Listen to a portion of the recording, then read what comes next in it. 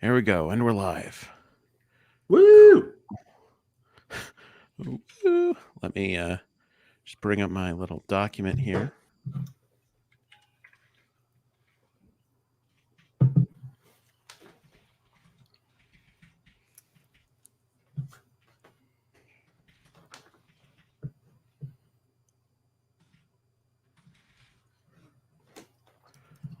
right, today is the 5th. Yes?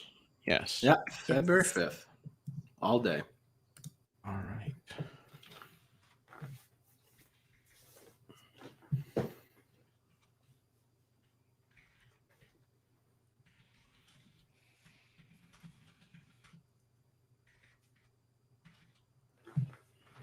right, cool. Let's get the show on the road. All right. Good afternoon, everyone. It's Friday, February 5th, 2021. Today, we're talking new betas, Apple Car, VR, and more because this is the iMore show. Joining me, as always, is iMore contributor Karen Freeman. Hiya, Karen. Hello. And joining us today as special guest is Luke Filipovich, also hello. of iMore. Yeah, thanks for having me. Yeah, thanks for coming on, Luke, because we've got a lot to talk about. I guess we're in that part of the year. Everything's ramping up again, right? Yeah, kind of missed it. Then also didn't. So yeah, let's dive right in with the beginning of the week. The news at the beginning of the week. We have new betas. They dropped on Monday, which is kind of unusual. Yeah. iOS 14.5, watchOS 7.4, and then also tvOS 14.5, macOS 11.3. These are so many numbers. tvOS aside. Yeah, tvOS aside, these are actually fairly substantial updates this time around. And I think the big news out of all this is sort of the tandem update of iOS 14.5 and watchOS 7.4, because Apple is they've found a workaround for unlocking your phone with Face ID while wearing a mask. So, Luke, do you want to talk about this a little bit? Yeah, I mean, I think at this point we're all pretty familiar at how somewhat annoying Face ID can be in a world with masks. And I think this is something that, people have been like, well, I don't understand why I can't get Face ID to just work with my mask on. And I think what people don't realize is that's actually a very big security issue because of how Face ID actually works and lets you unlock your phone and ensures that other people can't unlock your phone. And I honestly thought we'd get a workaround or this type of update a little sooner, to be honest, because of how much people were complaining about how Face ID was really, really annoying in a pandemic life. And especially since we've had the ability to unlock, our MacBooks and Macs with our Apple Watch for a while now. But I think this is good. I think obviously you need an Apple Watch. So if you're not an Apple Watch user, this doesn't particularly help you, which is unfortunate. But I don't know what the compromise is there. You know what I mean? Because I don't want anybody with a mask to be able to look at my phone and be able to open it up.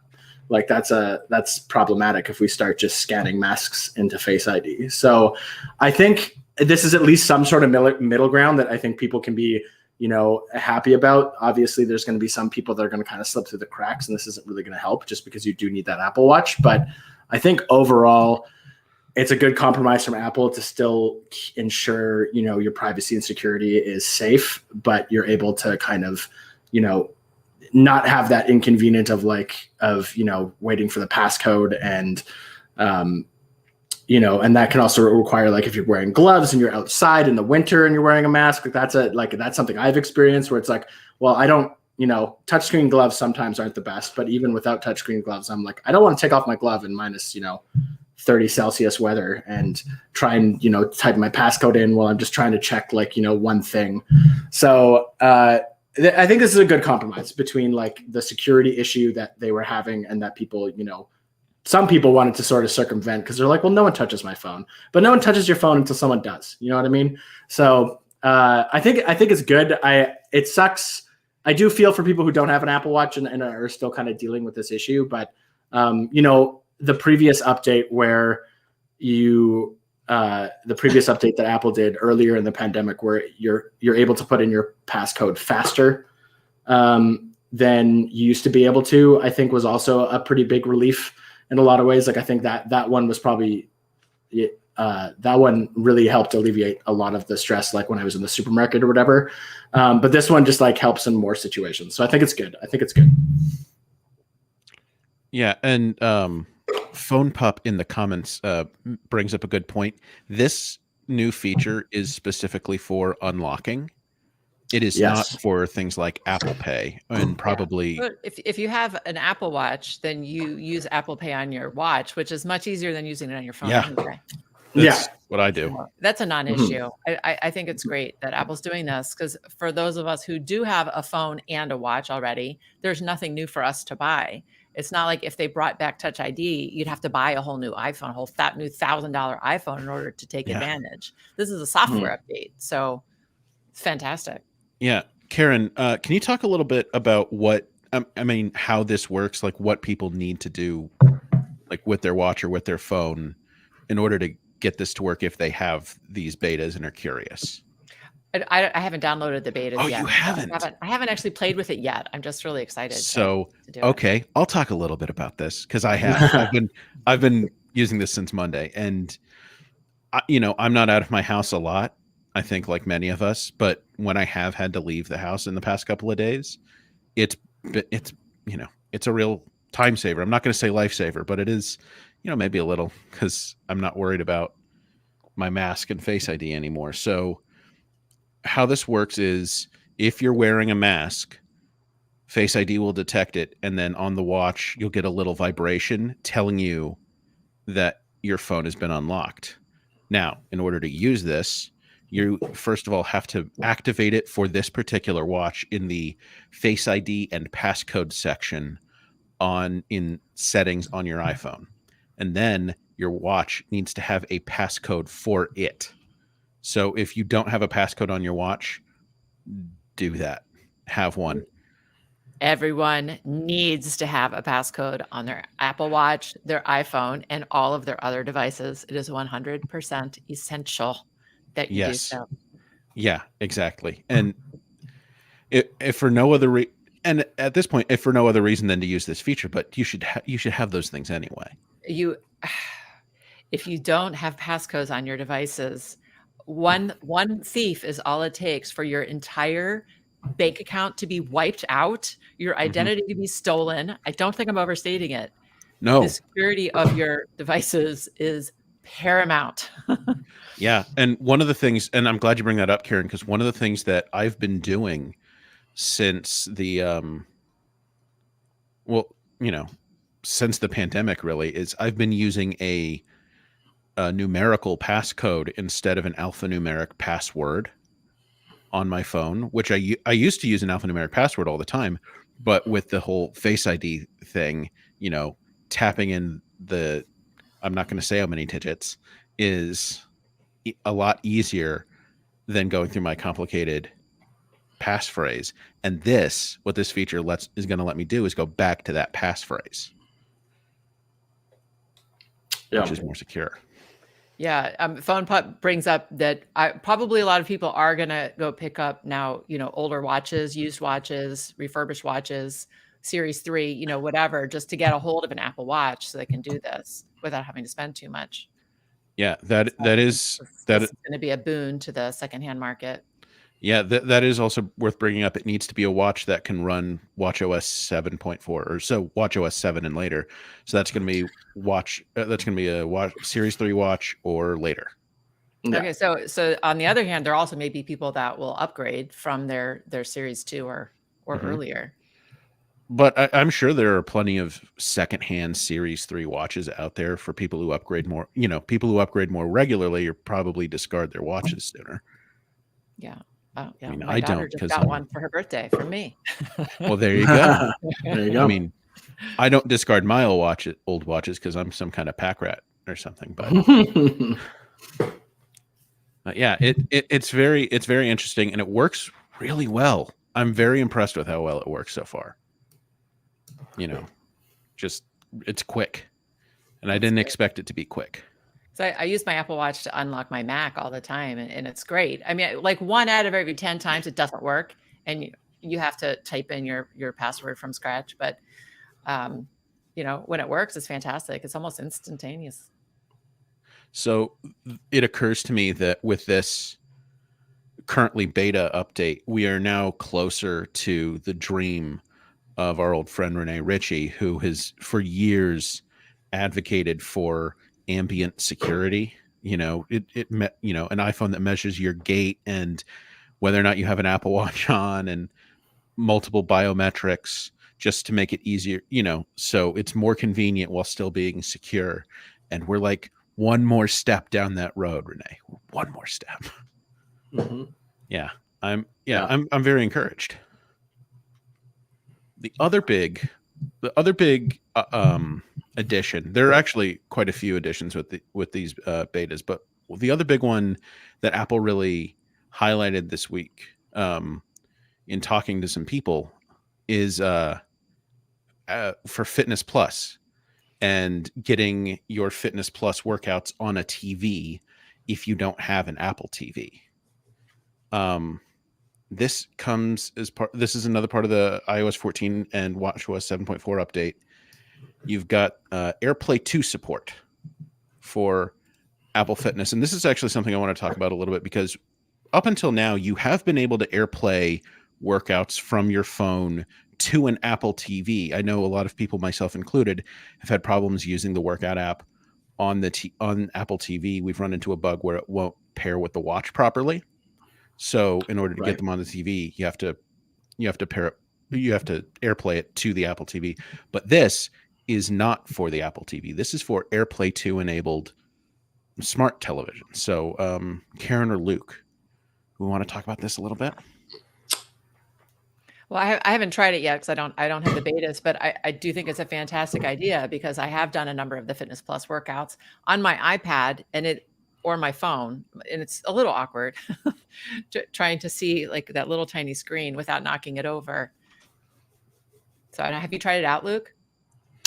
I haven't tried it on AirPlay, but I will say, like, as somebody who's been using Fitness Plus a decent amount since it launched, this was a weird omission in my opinion when they first launched. I found it very odd that they didn't include AirPlay 2 support originally, especially since Apple has really in recent years has like really strived to put AirPlay 2 into a lot of different like television sets, and it just seemed like such a weird like omission to me. It was very un-Apple in some respects, like they tend to make things usually pretty easy for people to use. And I have used my iPhone and an iPad for Fitness Plus workouts, as well as I typically use my Apple TV. That's where I typically use it. I haven't had the Apple TV connection issues.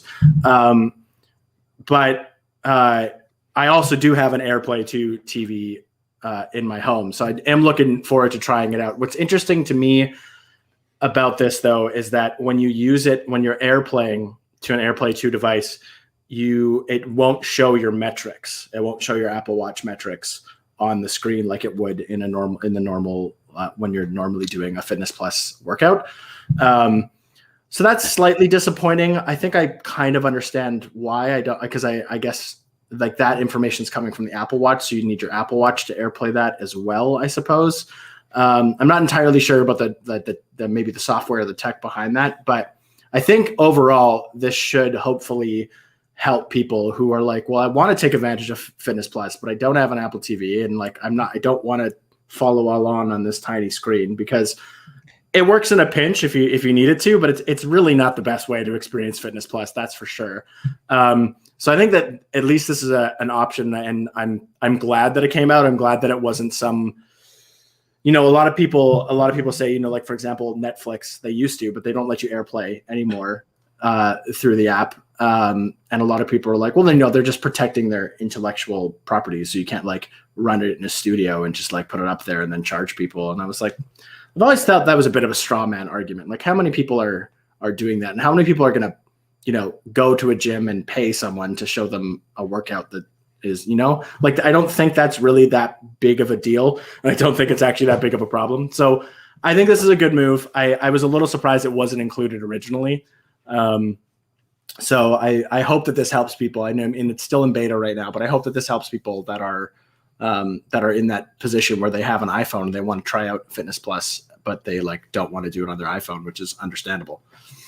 I feel like Apple sometimes purposely will hold back features so that when it comes out in an update, you're like, oh wow, Apple's giving me a present.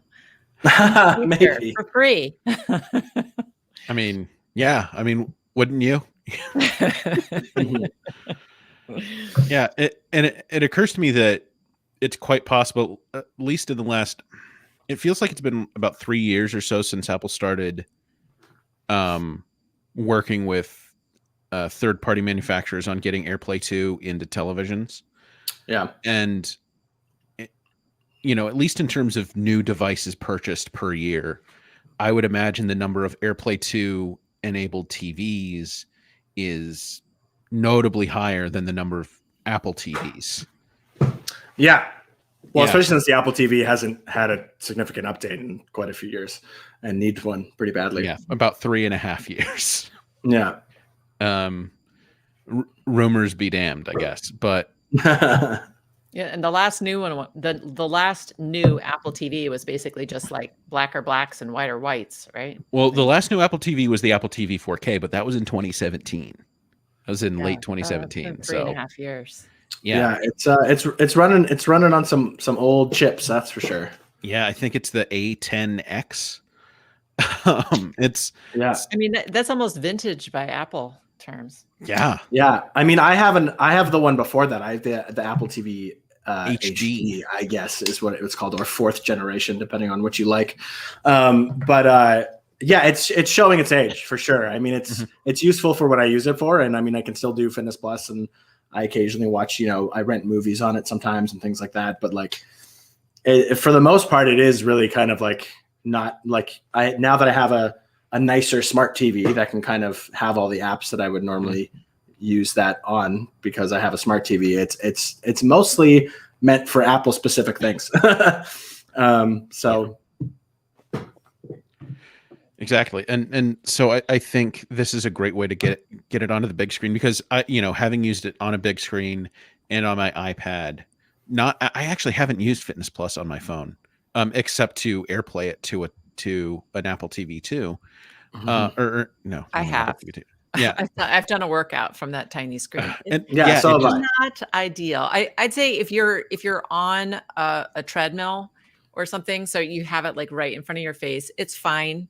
But if you're trying to do like a dance workout or like a circuit or something where you're not right in front of the screen, you really need a bigger screen. The iPhone. Yeah.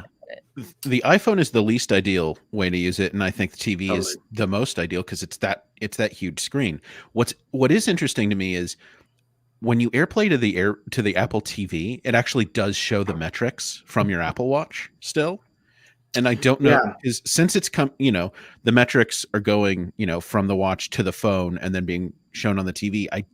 I wonder what's keeping that from happening on just an AirPlay 2 capable TV. Yeah, that's a good point. I actually forgot about that. I forgot that. Could it be a secure? I wonder if it's a security thing. Apple trusts its own hardware more. Maybe, might be. I mean, and I mean, it's still tracking. Like, I mean, I guess it's. It's not that your Apple Watch isn't tracking the data anymore. So at least you're still going to have the data. You're still going to get all your workout metrics and be able to close your rings that way. Yeah, you just have to look at your watch while you're working out. Yeah, which I mean, to be honest, even on I don't know why I do this, but even when I'm working out on a Fitness Plus workout, I still look at my watch every now and then. So like, it's just kind of habit. I don't know if that's maybe just me but I'm sure other people would do it. It would be nice if there was a way that they could, get it onto AirPlay 2 displays. But at the same time, I think like, I I think this is a good addition, and I think it's a good choice, and Yeah. I'm glad that Apple is finally putting it into effect, because I thought it was weird that it wasn't possible at first. For sure. Yeah, this is sort of a finally. Mm-hmm. Yeah, definitely.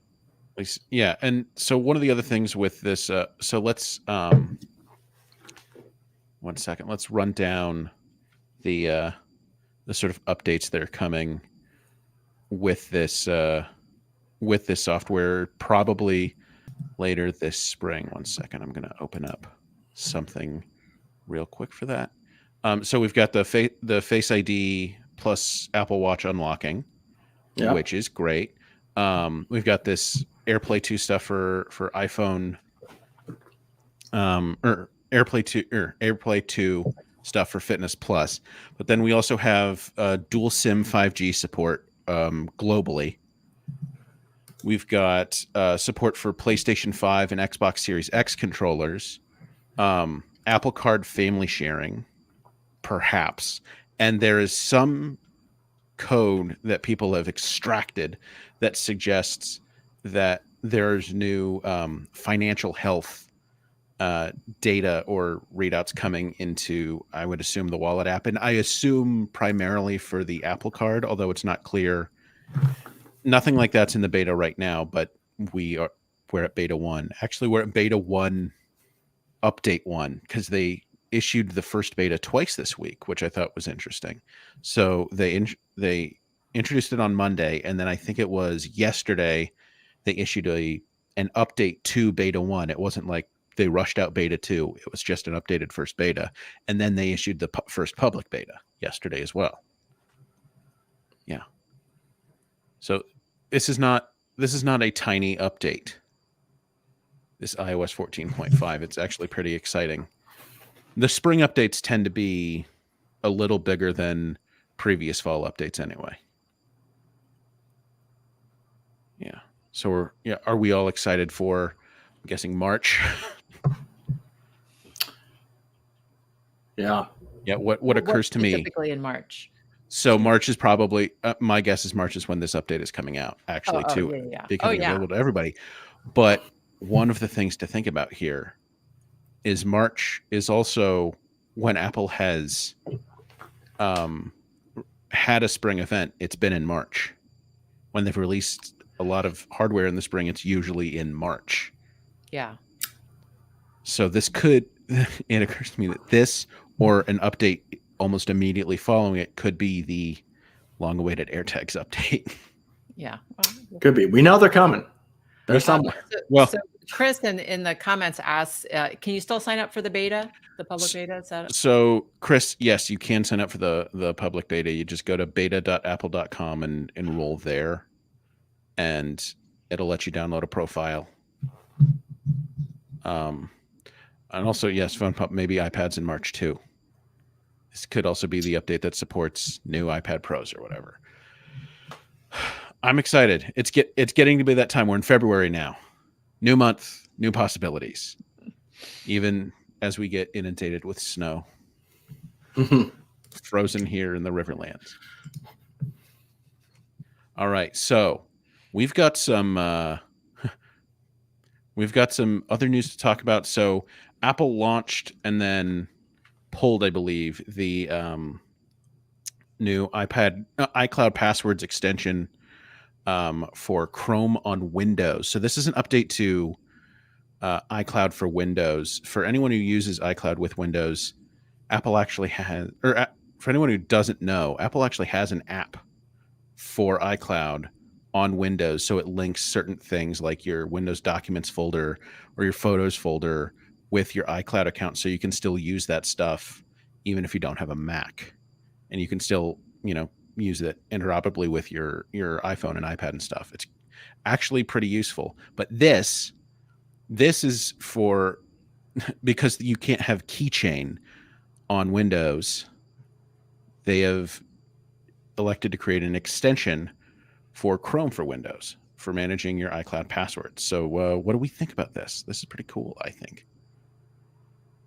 Yeah, I think it's great. I mean, Keychain is such a great thing when it works. I mean, it doesn't always work. Sometimes it just forgets to capture my password, and then I'm like, okay, I just made this password. I was thinking you were going to remember it for me, iPhone. You didn't do it. Now what do I do? But yeah, I mean, it certainly saves a lot of keystrokes and time. Have you ever run into a situation where your iPhone offered to create a password, one of those strong passwords, and then Yeah. it didn't save it? Yeah. That's what I'm Yeah, talking about. Like, well, that's irritating, but when it yeah, works, it's great. yeah. Sometimes I elect to create my own password, and iPhone's just kind of like, oh, fine. I guess you're too good for me. Yeah. See if I care. mean, I use a password manager, and I make all my own passwords. So I usually don't do the like default like iPhone strong password or keychain strong password. So, and it's great to see, I think, Apple really embrace this sort of thing on Windows, because more people use Windows than Mac OS. Always have. Probably always will. If we're being honest with ourselves. But it's great to see them do this sort of thing.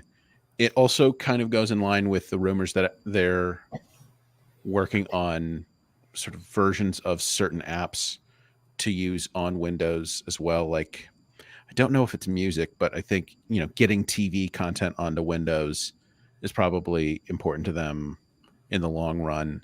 Maybe I wouldn't be surprised to see things like news, but iTunes might still exist on Windows in a way that it doesn't on Mac OS anymore, but it hasn't really gotten a big update in forever. So it's good to know that they haven't written Windows off. Yeah. I mean, I think there are a large number of people that have to use or choose to use Windows computers at work, but they have iPhones. So it'd be nice for them to be able to have the password saving between them automatically like that. Or people like me, like years ago, I built my my own PC for gaming, and I keep that updated regularly, and I use it pretty regularly. So having my iCloud stuff on there is really helpful.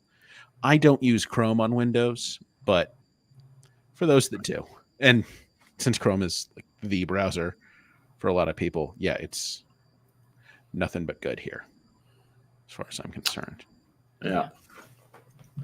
Right. So now I want to move on into some rumor territory, because we've got a couple of nice juicy rumors. One about the Apple Car, and then a couple about AR and VR.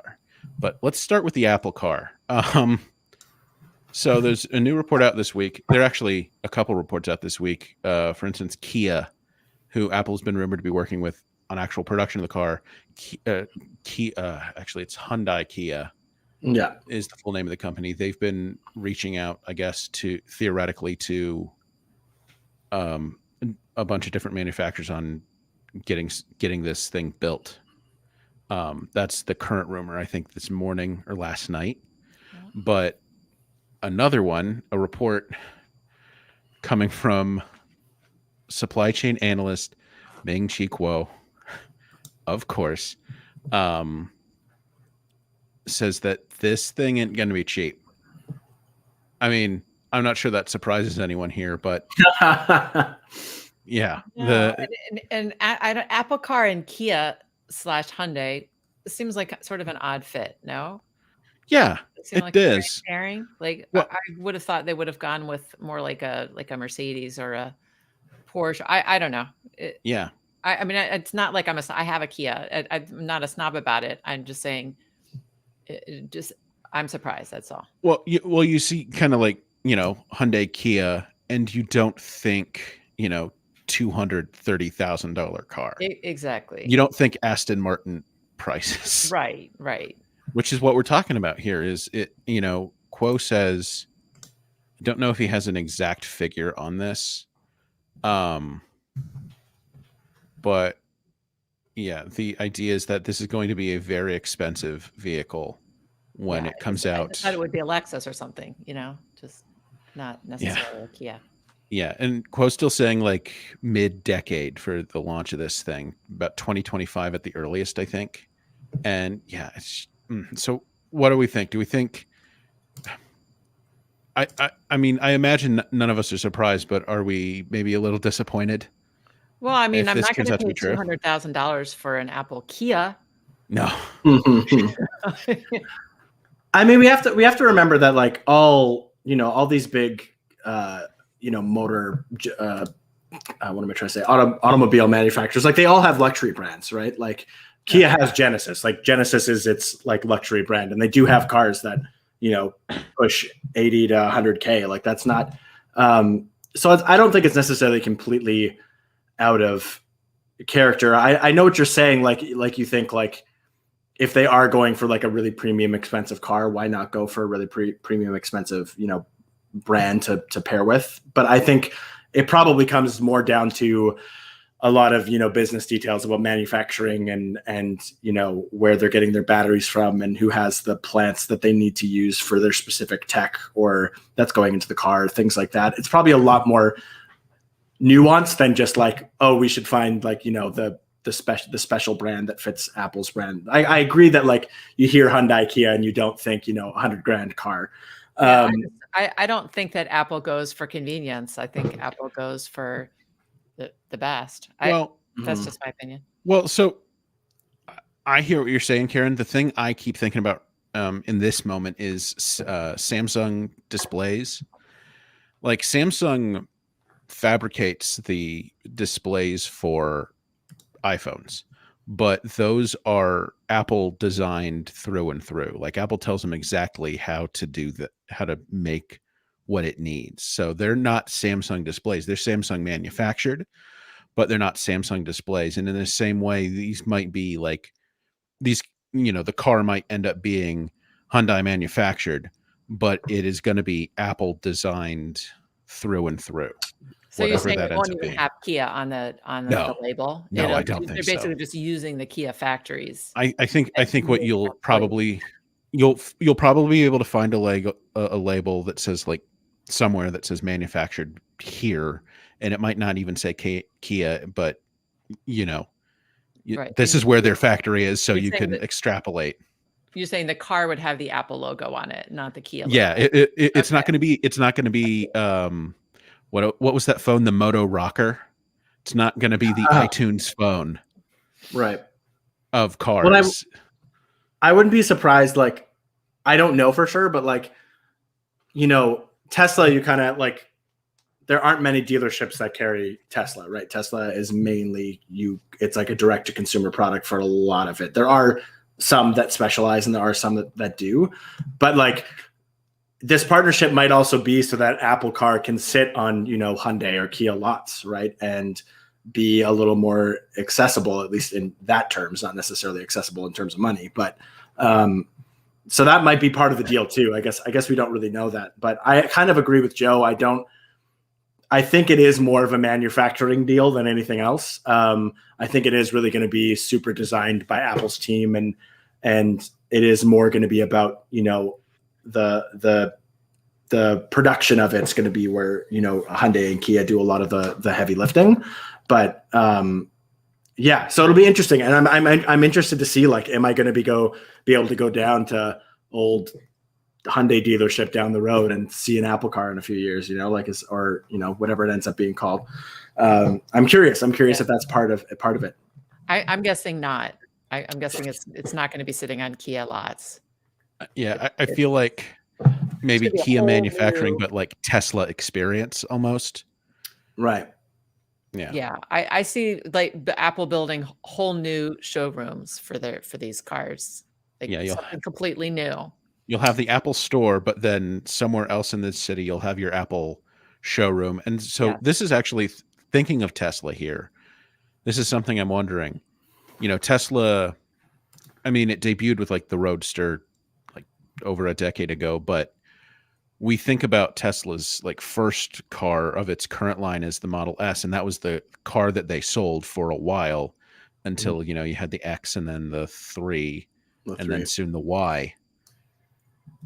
And I wonder if that's what we're looking at here in terms of rollout. Cause like, the Model S was, an $100,000 car, but then the 3 is a $35,000 car, depending. Yeah. And so, I wonder if Apple's going to, I would imagine Apple eventually like goes down the price range, but they start premium. They seem to like doing that. Well, I'm just wondering if it's going to fly. I mean, those have to be coming soon. The Jetsons promised us that 2025. we would have flying cars soon. Look, I'm still in the place where 2021 sounds like a crazy future year. Like, where are the replicants?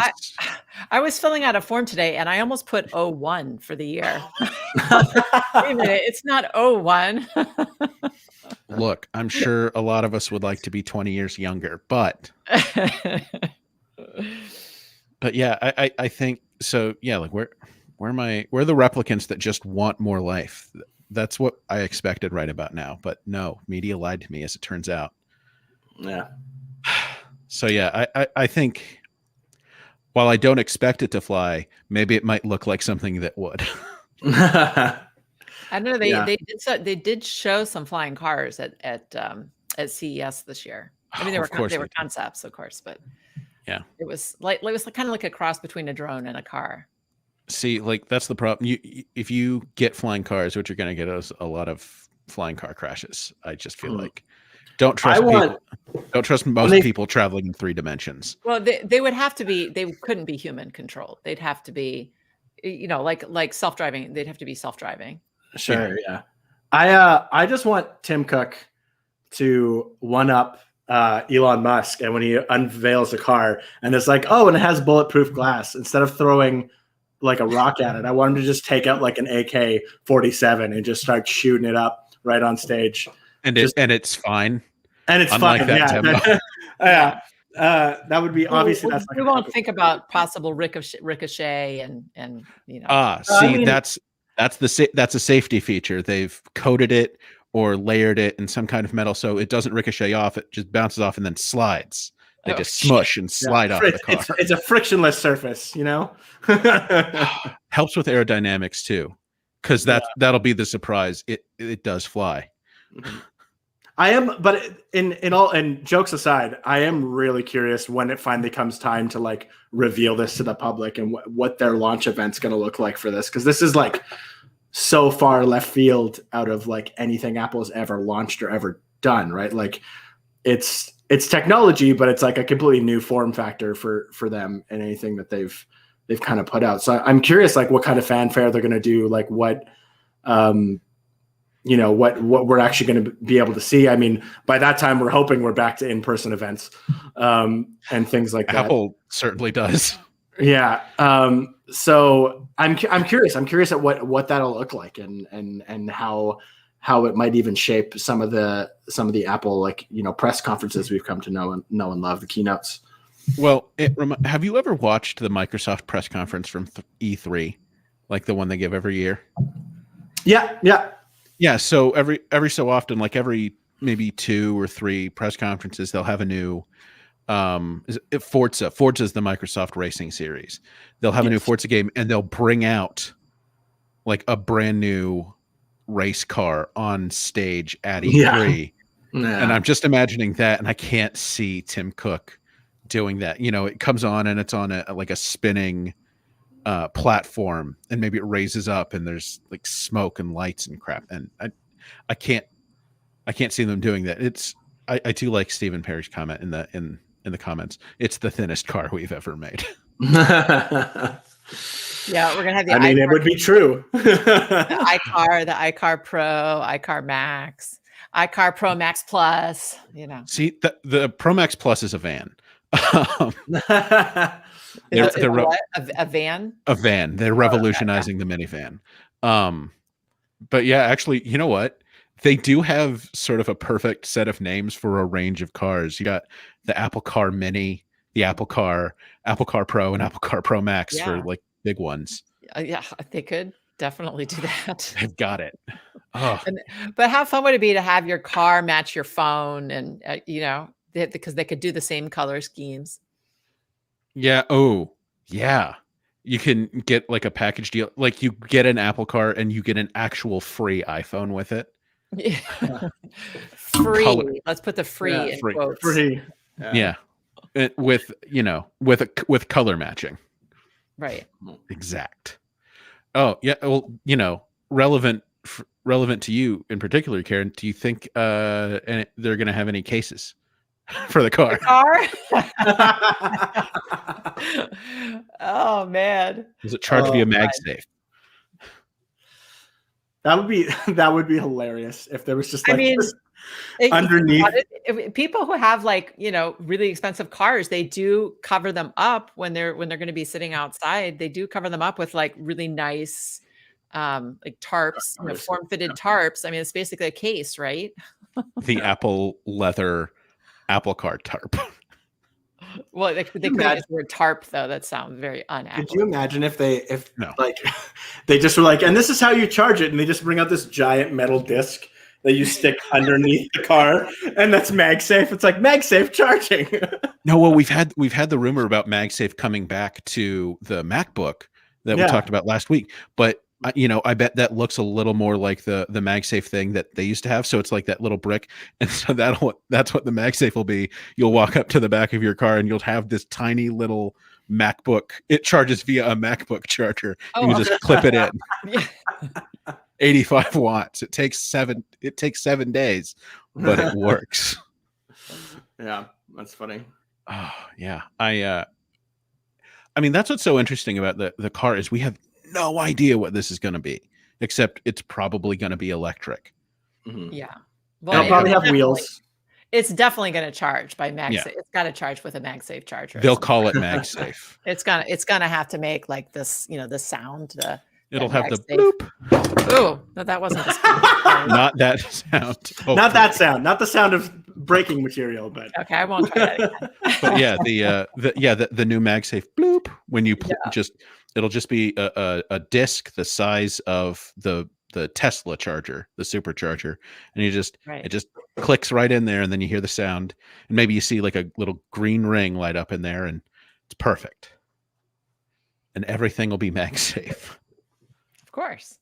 Oh man. So yeah, that's the big Apple Car rumor this week is it's going to be very expensive, but it's not the only thing Apple is said to be making that's going to be very expensive, because and Luke, I know we've talked a little bit about this, but there's another huge leak. We'll see how it pans out about Apple's upcoming VR headset with 2 8K displays and a $3,000 price tag. Okay, oh so boy. Here's what I don't understand. I understand for gamers, for maybe for watching movies, maybe, and certain, say, medical applications. Like, what is this for? Like, why do we need something like this? So yeah, that's an interesting question. I've been thinking a lot about this, about like, I think, when you hear VR headset, we're kind of conditioned to sort of go towards like gaming, because that's kind of been a really main focal point of VR in the consumer space for quite a while.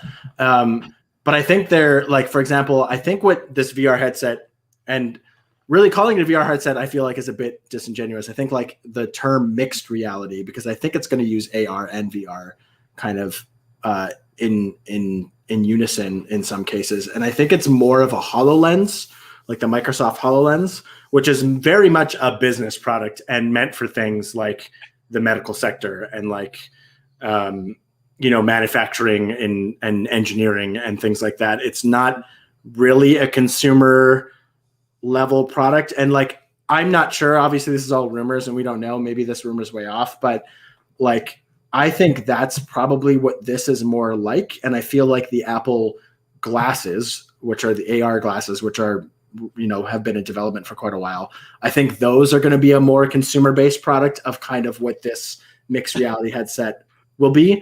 I don't think there'll be a one-to-one comparison. Like, it's not going to be like, AirPods and AirPods Pro or whatever, but like I think like that's going to be more of a consumer product, the glasses, whereas like this mixed reality headset's going to be more of like a business / a very specialized product, I think.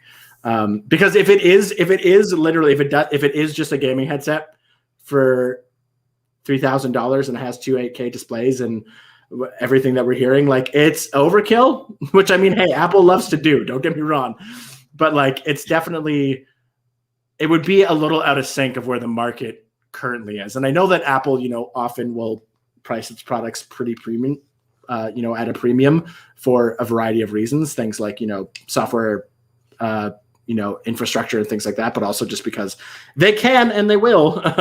But I haven't, just based on the stuff that we've heard so far, I feel like it's not really supposed to be a consumer product. That's my inclination. I could be wrong, but I just feel like if you look into the details of like the fact that it's a mixed reality headset, the sensors it's using, the type of like applications it seems like this is going to be for, is it's really going to be like working, in tandem. It's not, I don't think it's supposed to be something that you're just like experiencing. I think it's supposed to be something you're actively like working with. That's what it seems like to me. That's my kind of my take on it. Yeah. What do you think, Joe? So I've been thinking about this too. That sort of price tag, $3,000 for a VR headset, really strikes me as like a Mac Pro kind of play. Like theoretically, so it'll be kind of like the Mac Pro to my mind, where anybody theoretically can right now get a Mac Pro. It's not restricted to business purchases or anything like that. Like I could, blow all my money on a Mac Pro right now. I won't, but I could. And it'll be the same thing with this headset. It is really meant for specific types of markets. And I've been thinking about this. So like academia really strikes me. And I think Luke's right. Mixed reality is probably what we should be thinking. So sort of, this is more of a HoloLens, Microsoft HoloLens competitor than it is like a Vive or a Rift or Oculus type competitor. So I can see, a lot of, medical modeling, or use it on a construction site to visualize, different things that I don't work construction. Maybe you can use it in some kind of rescue scenario. I don't know, but this isn't a consumer product as far as I'm concerned. If everything in this report is true, this is not a consumer aimed product. Yeah, that's kind of that's where I land too. And like if you look at what the kind of how Microsoft markets its HoloLens, if we're looking at this as like a HoloLens competitor, like they market it like, yeah, I could go buy one because that's life, but like they market it as the industrial edition. They market it as a dynamic tool for engineering and things like that. And that's what I think. That's where I think this is probably going if these rumors are accurate. I could see that. Oh, like military training, stuff like that. Oh yeah, even that. Yeah, that could work. And then the thing is, like with mixed reality, VR and AR all together, like it really is still such in the early stages in a lot of ways. I know it's been around for a few years now and more mainstream for a few years now, but it really is still like an emerging technology in a lot of ways. I think some industries are, especially, business industries are kind of on top of how, especially how it can help with automation and things like that, which is, is a whole other can of worms to open up, but, automation of systems and productions and things like that. So I think it's really cool. I think like, I feel like we know Apple is this insanely profitable and successful company, and I feel like they're really at a point where they're even diversifying their portfolio like even more, and I think this is part of that is competing with some of these other spaces that maybe they haven't been in yet, like the car, like with mixed reality headsets, things like that. So I think it's cool, and they're pushing the envelope, right? Like every time we get another major company on board, pushing the envelope and coming up with these crazy products that maybe the first editions are kind of like, who's this for? Why are we doing it? It pushes technology forward, and it helps it helps us advance, right. Which I think is important. So I'm glad to see it. I'm interested to see what comes of this for sure. Yeah, definitely. And in terms of time frame, it looks like, so the fact that it would be very expensive comes from Ming Chi Kuo, but JP Morgan an analyst from JP Morgan says that they think that this is going to feature 6 lenses, LiDAR, and a time of flight sensor, but that it's coming in Q1 2022. So in about a year or so, maybe March-ish is what I'd guess. So yeah, it's still a ways off. There's still going to be a lot of speculation. I would imagine we hear more about it as this year goes on, if it's coming early next year. The glasses, which is honestly what I'd be more excited about anyway, look like they might not be coming until the year after, so 2023 or so. Yeah. Do you think we're ready? Do you think we're ready for the Apple Holo? Or I'm just gonna keep guessing names for this thing until I want to know what they're gonna call like the OS that it runs on. Are they gonna call it Face OS because it's something that goes on your face? There was so when we thought that Apple Glass might actually be coming out this year, someone drew a mock-up of what they called Glass OS, and I've always liked that. Yeah.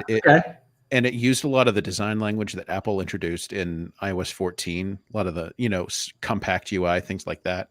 Yeah. I don't know what would take AR glasses, honestly, are I've said this, more exciting prospect to me. And they've been a thing for a little while now, a couple of years. And it feels like 2023 is, I don't know, that feels a little ways off for something that I think Apple could probably do sooner. So how do they work when you already wear glasses? So what I think, so if things like North are any guide, they would be your glasses. You'd get a new pair of glasses and they would be Apple. You'd get just an Apple pair of glasses. And you'd put your prescription in that. My glasses are already like $500. I buy them. Yeah. I mean, just for plain old ordinary. Hi. Yeah, but these glasses will have Siri, Karen. I gotta say, like, I'm usually pretty on board with pretty much all emerging tech and pushing tech forward, but I want to try a pair of AR glasses so bad. Like, I think either it'd be the coolest thing. But a lot of when Google Glass first kind of did this years ago, and they were kind of testing their products out and stuff. And I don't know if we've come far as a society on this or not, or what public opinion is now, but there was a lot of people being like, it's weird that someone could just be walking around very, haphazardly and just like recording everything and things like that. And I'm like, you can kind of do that in public already. Like, I can take a camcorder anywhere I go and I'm allowed to legally walk in the street and film whatever I want. Mm-hmm. But street photography is a thing. Yeah. But like at the same time, weird. it is a little weird to be like, it's the same time when somebody pulls out their phone and starts recording you. Like, I don't know if you've ever been in a situation where that happens, where like some random person takes a picture of you or whatever. Like, that feels odd, right? Yeah. Like, it's this. Yeah. I've never done anything interesting enough for somebody to start filming me surreptitiously. Yeah, I try to keep it pretty low. Yeah, I mean, like, the thing where it happened with me wasn't. It was actually filming someone else. I just happened to be on it because it was back in my retail days, and it was a retail customer who was freaking out on me, and I was just handling the situation.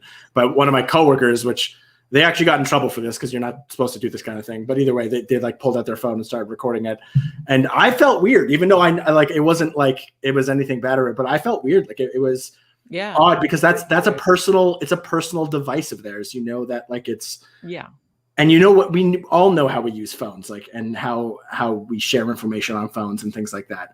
And I do wonder where public opinion is on this, and I'm still kind of figuring out where I am on this. Like if people are just walking around with these glasses and could be recording everything and sending pictures everywhere, and like, I don't know, it's interesting. It's an interesting concept. I still want to try it for sure. Yeah, I think for me, like for something like Google Glass, it's sort of the surreptitious nature of it. It's like just on their face; they're not pulling out a device to record you. But the other thing I've always been, or that I've been thinking about, like in the last year, for the potential of Apple Glass, is that it wouldn't have a camera at all. Is that the most it would have is a LiDAR sensor. The LiDAR sensor would actually be great for accessibility. Totally. In terms of like telling you where things are. Oh yeah, like Geordi's glasses in Star Trek: New Generation. Yeah. exactly. Although I would doubt it would let you like see an infrared and that sort of thing. That would But maybe that's coming. I mean, Yeah. why stop? Maybe Why that's not? part of the $3,000 headset, and they'll scale that technology down to the glasses. Yeah, maybe. I We mean, don't that know. would be amazing. Yeah, Mhm. yeah. The idea of smart glasses up till now is I've been a little tepid on it just because Apple doesn't make any of them, and when it comes to that sort of thing, when it comes to devices that like get notifications from my phone and interact with my phone's data, I kind of want them to be first party. It's why I wear an Yeah. Apple Watch and not like a Pebble. Yeah, Fitbit totally. watch, anything like that. Yeah. Because it's just going to be integrated better. Yeah. I know. I tried a Fitbit once, it just I'm all Apple Watch. Let's put it that way. I'm glad the Apple Watch is here. You Yeah. know. All right, we're coming down to it, the end of our hour. This has been a good one. Lots of good stuff to talk about. Lots of interesting news and rumors. It's been a really good show. Luke, thanks for being on. Yeah, Always thanks good for to having have me. you. I want to thank everyone who's listening live and interacting in the comments. It's always great to see you guys. Great thoughts on the car, everybody. I want to say good ideas. iCar Mini. That's what we're going to see. I also want to thank everyone who's going to be listening to this later in the week in your podcatcher of choice. We do this all for the audience. We do it for the love because we crave attention and adoration. So yeah, thanks everybody for listening in, and thanks to Jim Metzendorf, who always makes it sound great. Jim, you're a superstar, and we're gonna sign off for now, and we'll see you next week. This has Thanks, been everybody. the iMore Show. Take care.